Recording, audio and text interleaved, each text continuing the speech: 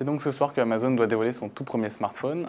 Jeff Bezos, le patron du groupe, a invité des journalistes à un événement spécial à Seattle, aux États-Unis, sans préciser toutefois de quoi il s'agit. Mais la planète high-tech en est convaincue, il s'agira du smartphone tant attendu. Si l'on ne sait pas encore précisément à quoi il ressemblera, les rumeurs se précisent depuis quelques jours.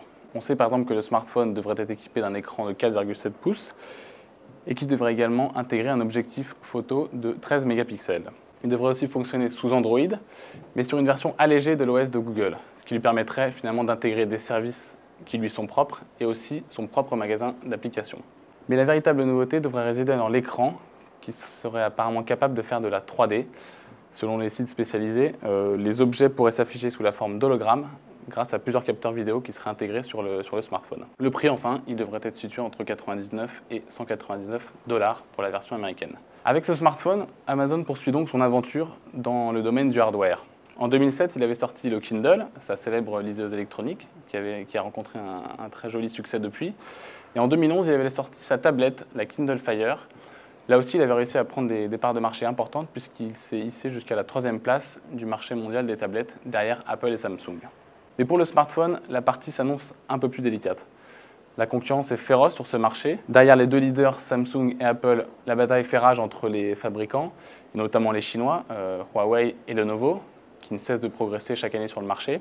Et surtout, après des années exceptionnelles de croissance, le marché a tendance à ralentir un peu, la dynamique est moins forte, et notamment dans les marchés développés, où on se rend compte aujourd'hui que le marché devient peu à peu saturé. Il est donc difficile d'imaginer que Amazon réussisse à écouler des centaines de millions de smartphones, même à un prix très abordable comme cela devrait l'être. Mais pour Amazon, qui compte déjà 250 millions de clients dans le monde, l'enjeu est finalement ailleurs. En sortant son propre smartphone, le groupe veut en fait se rapprocher le plus possible du consommateur. Et en s'invitant dans la poche des utilisateurs, Amazon espère finalement vendre encore plus de services et plus de produits en facilitant l'accès à sa propre plateforme web. N'oublions pas effectivement que Amazon est un distributeur et il ne veut surtout pas laisser le champ libre à Google, qui lui aussi, en se rapprochant de plus en plus des consommateurs, commence à connaître ses habitudes de consommation et peut à son tour lui proposer des services personnalisés.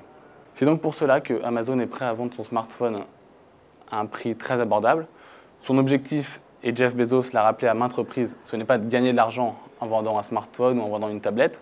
Son objectif, justement, c'est de faire de la marge grâce aux produits et aux services qu'il va pouvoir justement commercialiser grâce à tous ces terminaux. Et pour l'instant, on peut dire que c'est une stratégie qui a bien réussi à Amazon.